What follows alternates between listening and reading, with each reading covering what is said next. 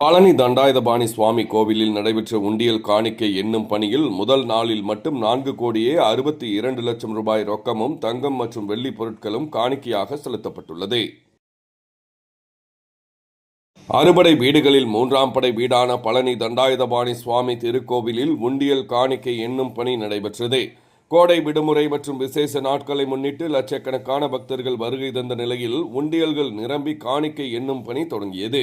கோவில் இணை ஆணையர் மற்றும் அதிகாரிகள் முன்னிலையில் நடைபெற்ற இந்த பணியில் முதல் நாள் முடிவில் மலைக்கோவில் உண்டியல்கள் மூலம் 4,62,27,739 ரூபாய் ரொக்கம் வருவாயாக கிடைத்துள்ளது.